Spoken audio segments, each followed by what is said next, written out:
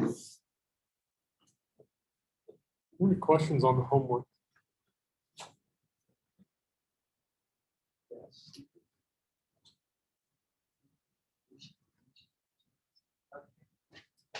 Huh? Yes. Yes, we have. You have a question? Yes.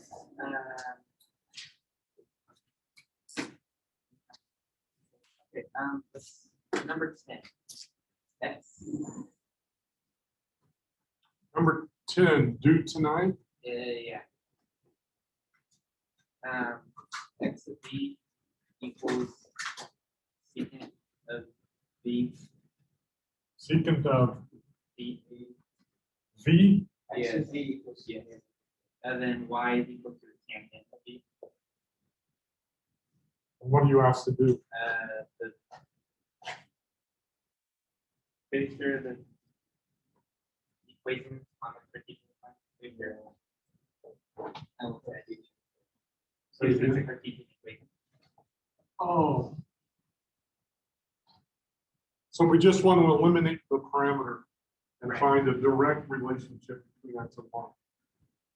All right, so we have a procedure to do this. Like pick one of the equations, solve for the parameter. You know, usually we would pick the easiest one, but I don't think that. What's the equation and then also the domain? Also the domain ring. Where was I? Pick the easiest one, solve for the parameter, plug it into the other one. Okay. Now, these guys, there's not like an easier one, I don't think. Because they both are just trig functions. But we're a little more familiar with the inverse tangent, so I'm going to solve the second one. Solve for V. And if Y is the tangent of V, then V is the inverse tangent of Y. And then plug it in. So X, so substitute is the instruction from Friday. X is the secant of the inverse tangent of Y. Sort of ugly. I remember that we learned to draw triangles to figure out inverse trig functions with trig functions. Yeah, absolutely. We've seen this situation before. We have a trig function proposed with an inverse trig function. The composition is not a trig function, and we can figure out a better way to write it, an algebraic way to write it. We have the angle whose tangent is y. We can draw a picture of that angle. Here it is. And to make the tangent y, one way to do it is to let the opposite side be y and the adjacent side be y.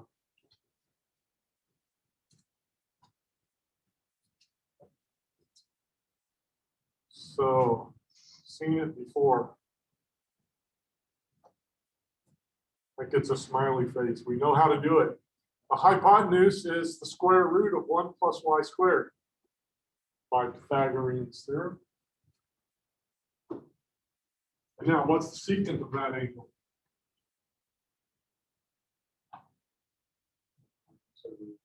Yeah, it's the radical divided by 1. Hypotenuse over adjacent. There it is. X equals the square root of 1 plus y squared.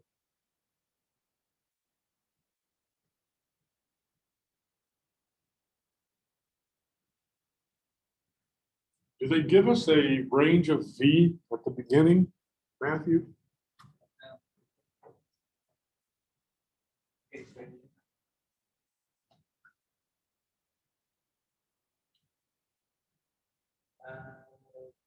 No.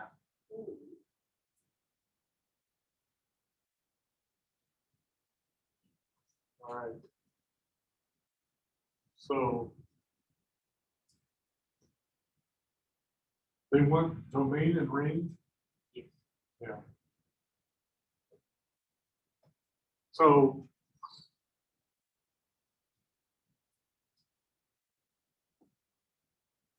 I mean, if I look at just this equation, then I realize that X must always be,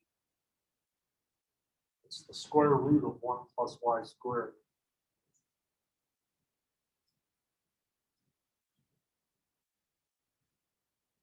maybe we lost the detail along the way. Basically, x as the secant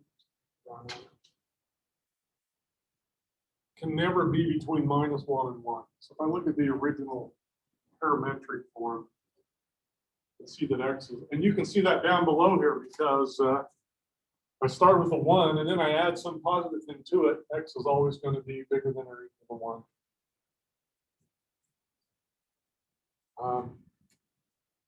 X can be negative. So I think we should take this form right here and square both sides and write it like that. And then I think my domain is x, an absolute value bigger than or equal to 1. It's the secant. And y can be anything. Tangent.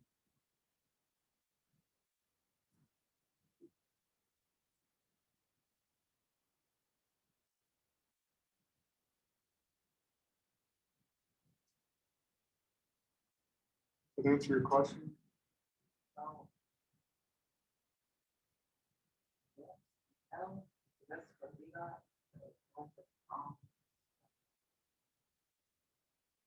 So which part of it is wrong? That equation.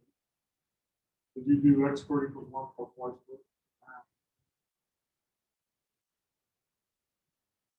Oh, rather than having the Yeah.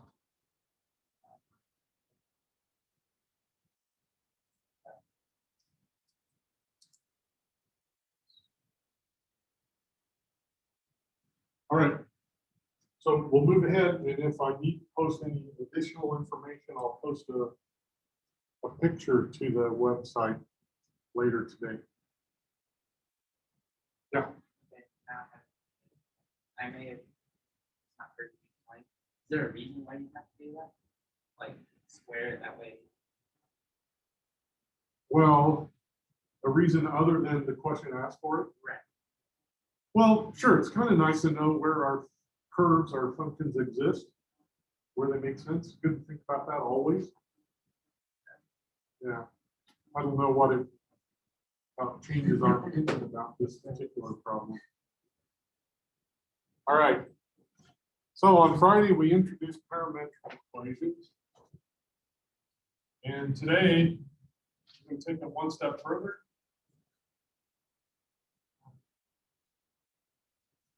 It's in calculus. Okay, so there are a few things we know from calculus that we can relate to parametric curves.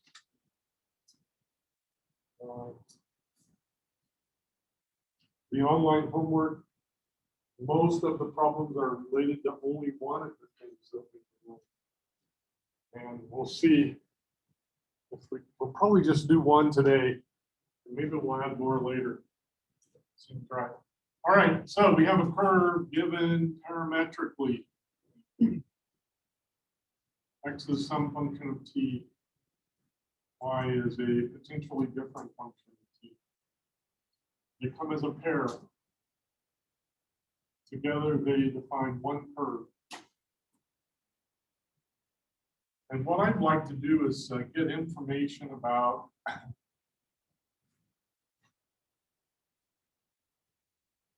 the very first thing we learned that derivatives tell us, the tangent line. Define slope of the tangent line. Presumably, we have a not too exotic curve at every point we can imagine. Maybe a curve does something like this, and at every point, almost every point, we can imagine a tangent line there. And we know derivatives are designed specifically to get us the slope. And so that's the question. The first question we want to address is how do I get information about the slope of the tangent line? The rate of change. Of course, slope is the rate of change of the y coordinate with respect to the x. So we can't just use what we know about derivatives because we're assuming we don't have a direct relationship that is x and y are related through this parameter. And it would be really wonderful if we could get information about the slope without having to, find a direct relationship, that could be hard. Could be impossible, but maybe I can get information straight from the parametric form. So, and we can, here's how it goes. It follows from the chain rule.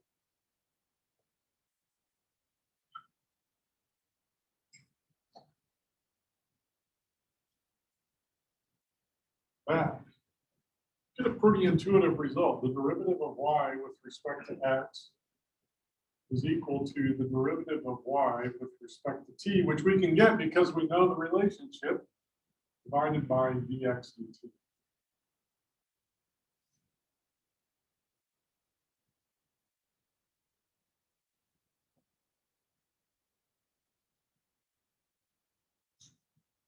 So we want the derivative of y. What we know about y is it is some function of t. And because of that, requires the chain rule. Differentiate and we solve for the derivative. And dy dx, that's the derivative we know something about. The rate of change of y with respect to x, that's the slope. And so we see that we can get information about the slope without having to find that direct, straight from the parametric functions.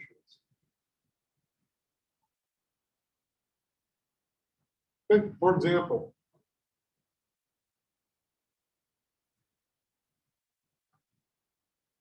take a picture of some problems out of the book. I'll pick one here.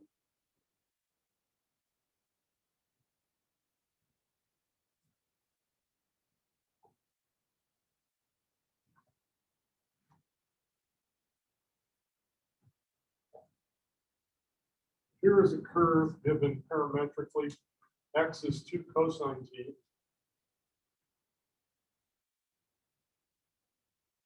Y is 8 sine t. And the instruction is to find all points on the curve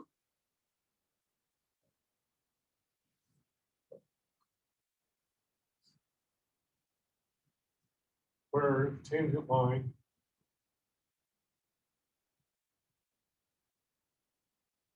has slope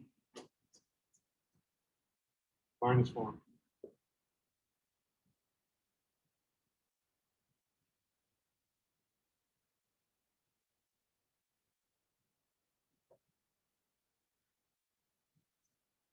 Yeah. Do you think these equations would produce any ellipse? Because that's similar to the equations for producing a circle, but it's multiplied, which would stretch the graph on the Yeah. x and y axis. I was just going to ask the question. Will he beat me to it? And let's just say I won't ask it. We'll go with what Will said. The graph of this curve is an ellipse.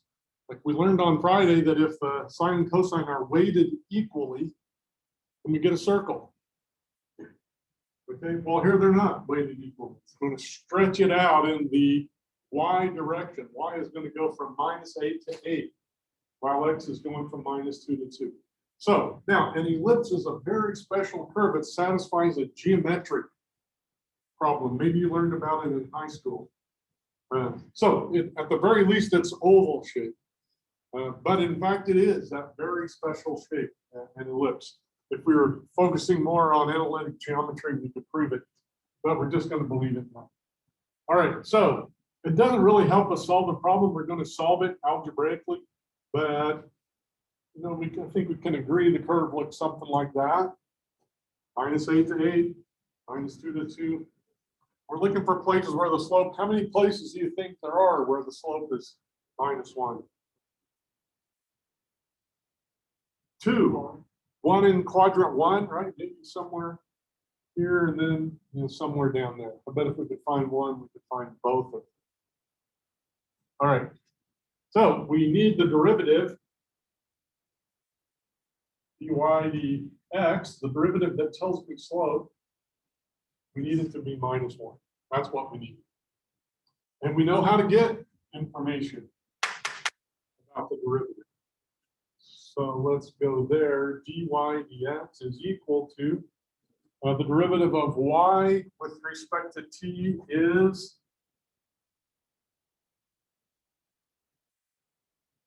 8 cosine t. And the derivative of x with respect to t.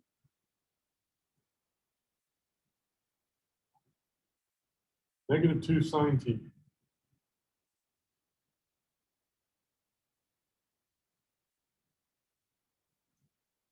So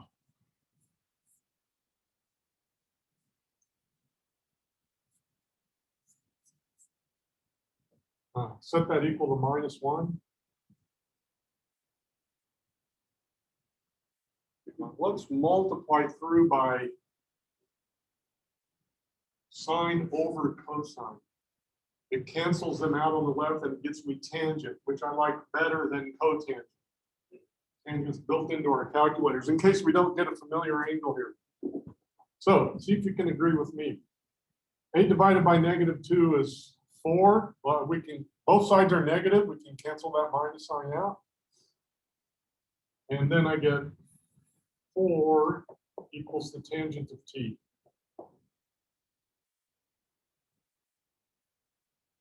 But the left-hand side is 4 cotangent.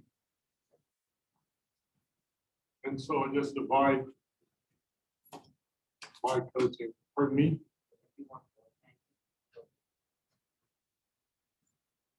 Well, I'm multiplying both sides by sine t over cosine t.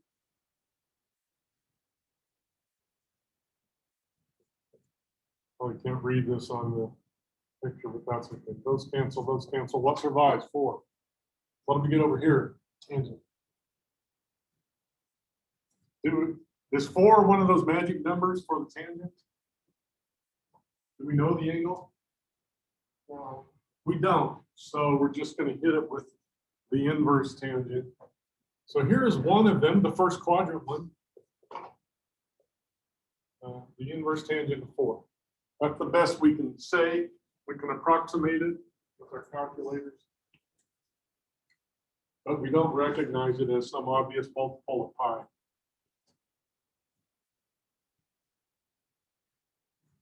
I found out it's about 7.96 degrees. 7.96. Degrees. No, 75.96. That's about. Oh, 70. Yeah, that sounds better. Should be close to pi over 2.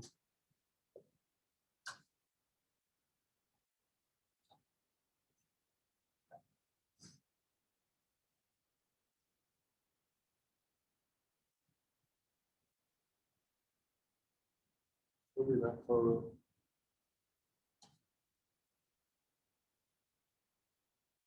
All right, that's one.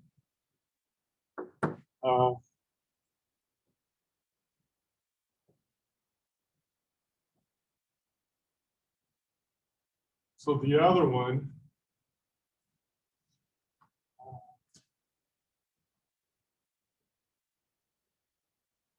is going to be inverse tangent of 4 into quadrant 3, so pi plus inverse tangent. That'll give us that third quadrant. Pi will take this halfway around. And we'll go inverse tangent of 4 further into quadrant 3. Okay. Any questions? Nice and easy. All right.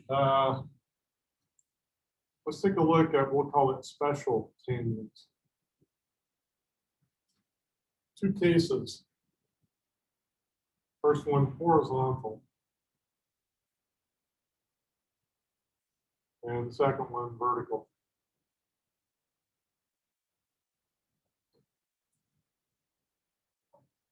So the first problem we just found where actually the tangent line had a 45-degree slope, right? -1. Now we'll look at some special cases.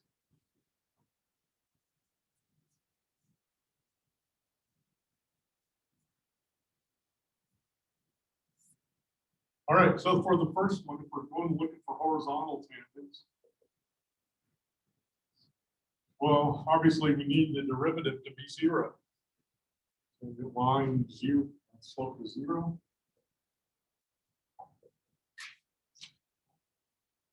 So we need dy dx, which is dy dt over dx dt to be 0, which happens if dy dt is 0 and dx dt is not. If they're both 0, then we have an undefined form. We don't get anything guaranteed. Automatically, we need to do a little more investigating. And it very likely could be a point of non-differentiability, a point where there is no, the tangent line is not defined, well defined. We've seen those way back in chapter 3 of Calc 1. Let's talk about tangent, vertical, and then we'll look at an example. So the second case, vertical. Well, guess what? As we know it, the slope needs to be undefined, because our version of slope is dy dx, y with respect to x. And so for that, we need the bottom to be 0, while the top is not. That really is an undefined expression. If they're both 0, then again, I've got to investigate. Could be vertical, could be a horizontal, could be a point of non-differentiability. We'll cross our fingers and hope we never see it, so we don't have to worry about it. All right, let's do an example. And again, I'll pull up a picture from the textbook.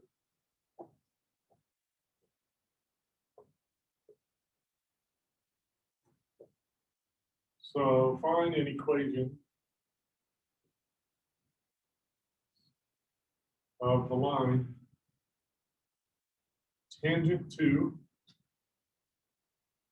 this curve, e to the square root of t, y equals 1 minus ln of t squared at t equal 1. 1 minus ln t squared at t.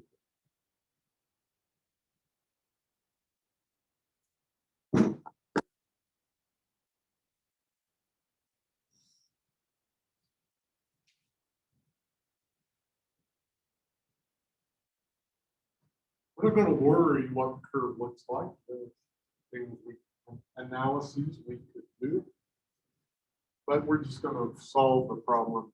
I'm asked for an equation of a line, which means I need the slope of the line and a point that's on it.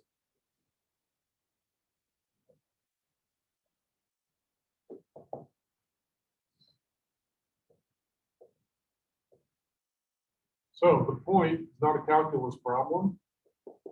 It's going to plug in t equals 1.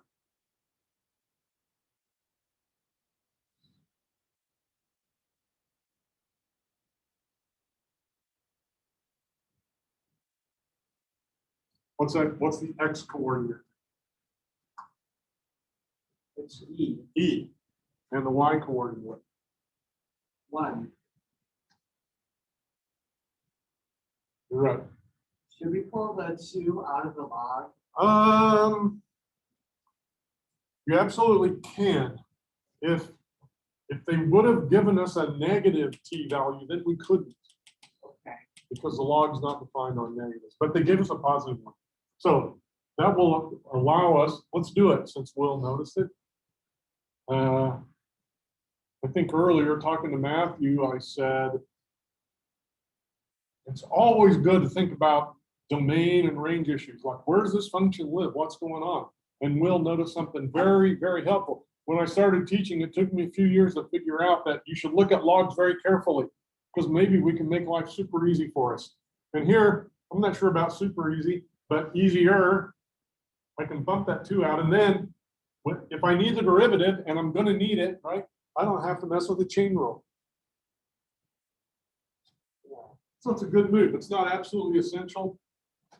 And like I said, if t is negative, actually t can't be negative on the first function, right? The square root of t. So it's a good move to do here. No issues. All right, so we've got our point, and now we need the slope. And we just learned how to do it. dy dx is dy dt. What's dy dt?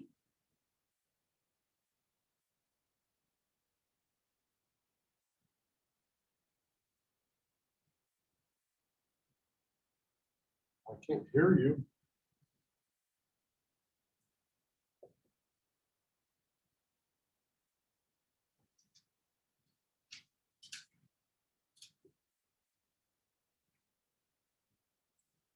Say it again. Exactly. Negative 2 over t.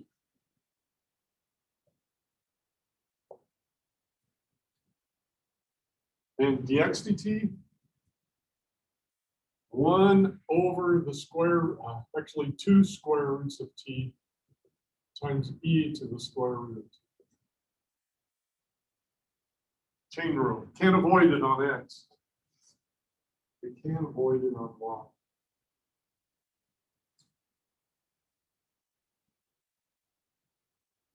So this problem in some ways is easier than the first one.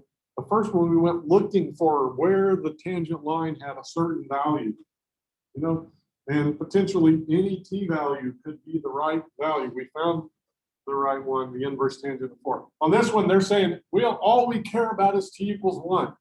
So as soon as we do any calculations, we can just plug in t equals 1.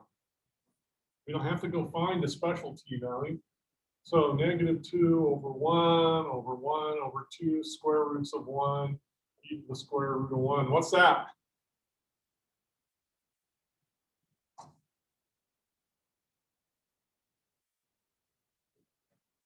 Negative 4 over e. Anybody agree with me? Yeah, I see people nodding. That's a good sign. So here's our line. Y minus the y coordinate, 1, equals the slope over e times x minus the x coordinate, e. There it is. Point slope form of the line. We use it all the time in Calc 1. We haven't used it for a while, but of course we remember it. Point slope form. Might come in handy on this assignment. I mean, I haven't made it yet. I've scanned through the problems, but I haven't read them in detail. Point slope form. It's a good chance. Any questions? I know there is a problem on the homework where they ask you to find a value of t where the tangent line passes through the origin. That's kind of a fun problem. You have to think a few steps ahead to solve that problem. I'm not going to spoil it for you here. Any questions? All right, let's do this example.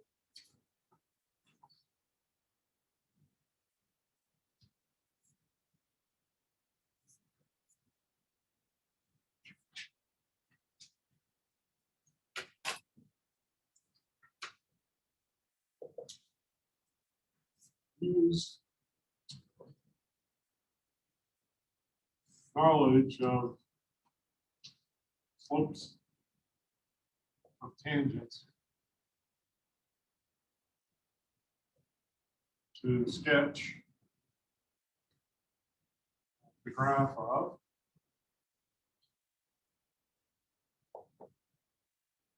x equals t squared, y equals t cubed minus 4t.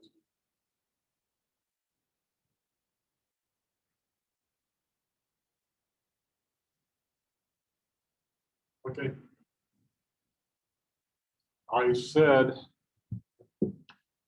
knowledge of slopes of tangents. We're going to do more than that. We're going to use what we know about the geometry of these curves. So first, I'm going to find all x-intercepts. And of course, at an x-intercept, the y coordinate is 0. So take the y, t cubed minus 4t, and set it equal to 0 and solve. It's an algebra problem, not a calculus problem. And I could write it all out, but hopefully you can see. There are 3 solutions. 0 plus or minus 2.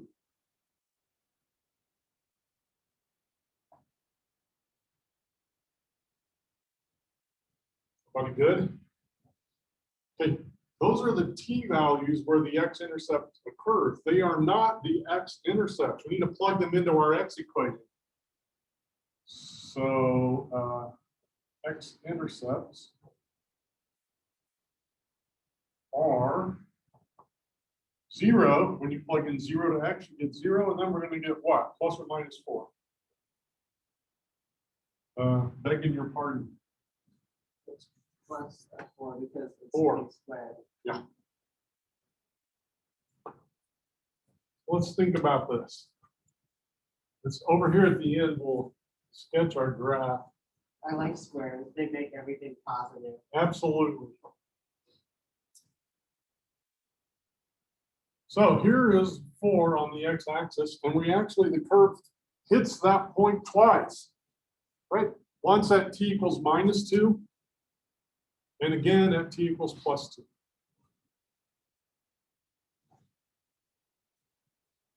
And the other x-intercept is 0, which means the graph is at the origin, and that occurs at t equals 0.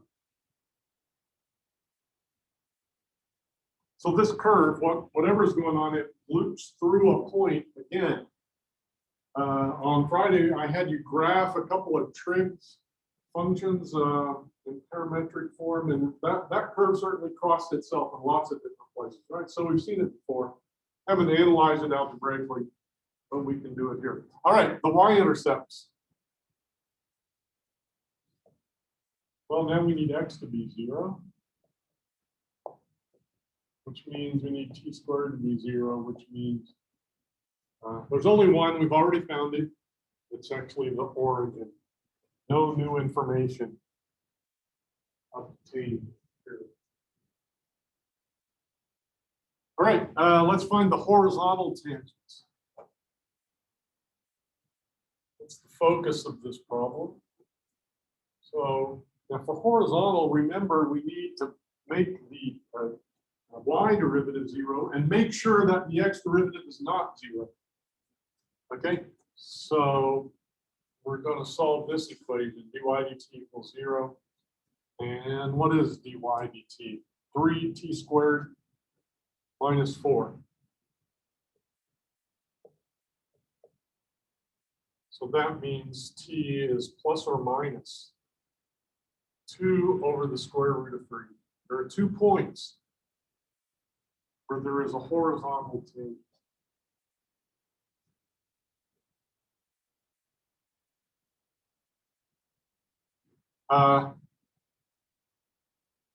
Dx dt, what is it? 2t. Is it equal to 0 at either one of these points? Clearly not. So this is a horizontal tangent.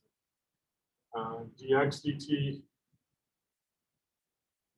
is not 0 at these points. So it really is a horizontal tangent. And let's find the points. The x coordinates, we square this guy, so the sign goes away, we get 4/3. 4/3 is about right there.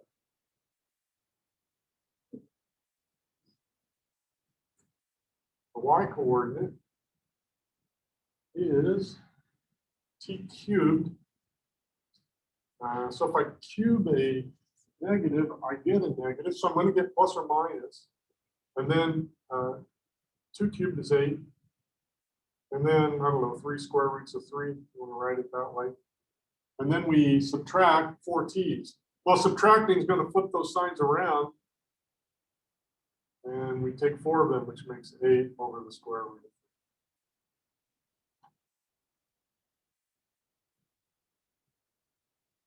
You might find it easier to do it this way. Take the t's one at a time.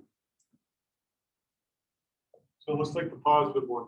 So I'm repeating what we previously did. Or 2 over the square root of 3.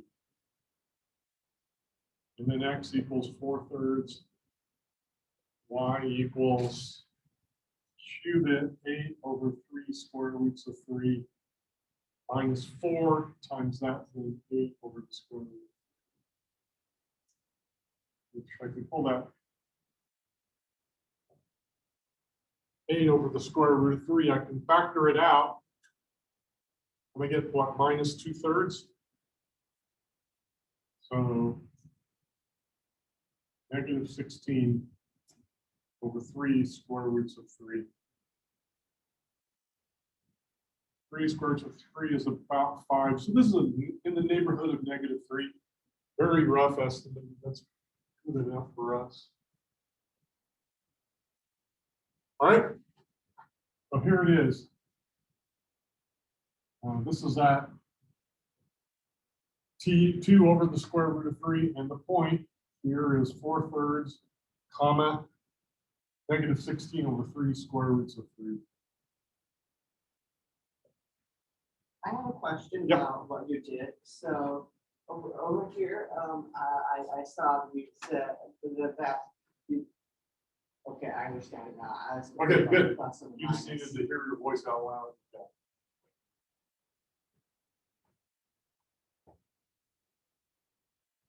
At the other, it's a critical point. It makes the derivative 0.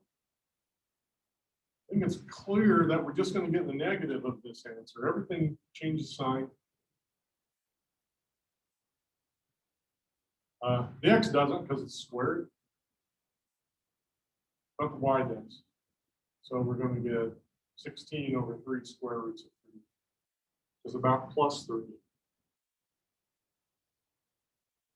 So there is the point, 4/3, comma, 16 over 3 square roots of 3.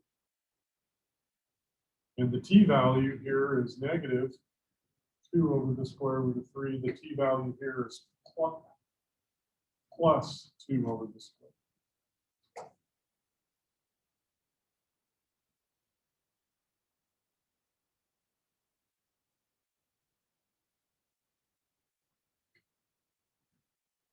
The vertical tangent, much simpler. We need dx dt, which is 2t to be 0, which means there's only one place. And clearly, dy dt is not 0 there. With the derivative of y, has that 4 hanging out there, no t's. So wipe it out. So the y-axis, we've already found the point of tangency there. The y-axis is the vertical tangent line.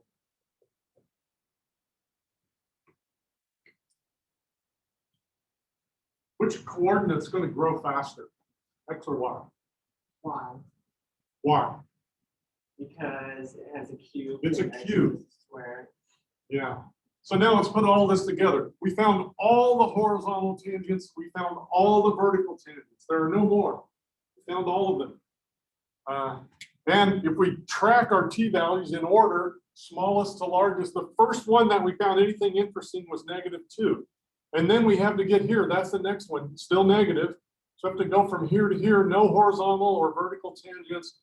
Then we have to make it back to here to this vertical tangent. Then we have to make it there. The y values are going to grow faster. So it's going to be eventually concave up. And maybe we get a curve that looks sort of like this.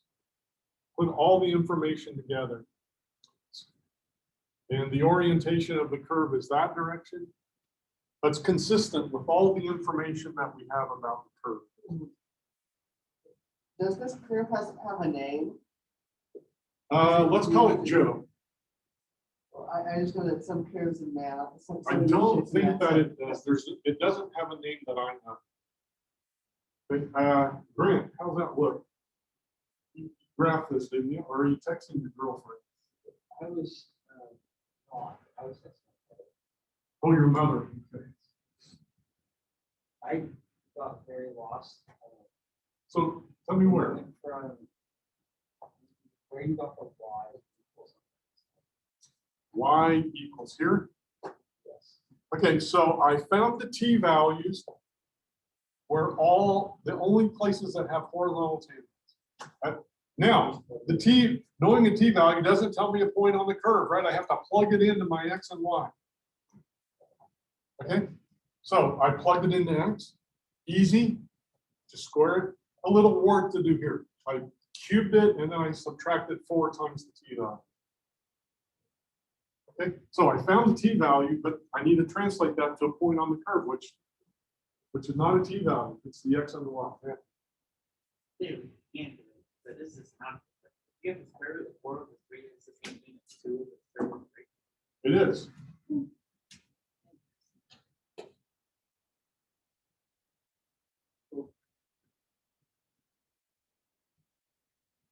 Any other questions?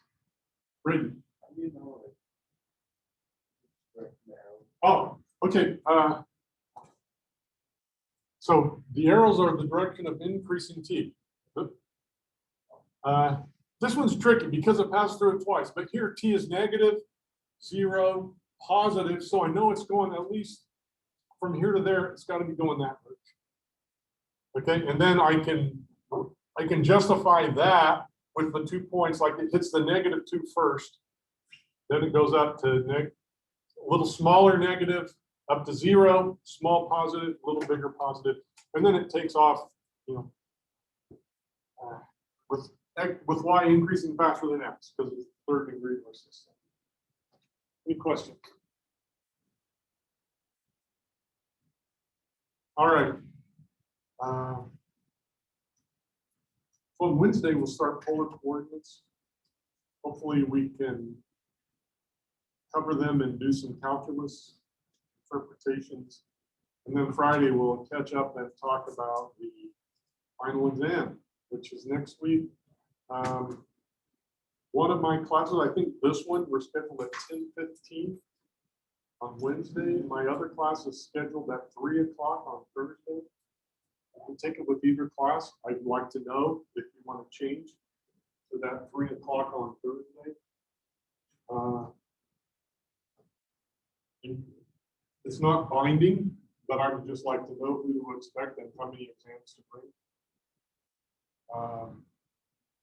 You probably know, maybe you don't, most of you are freshmen.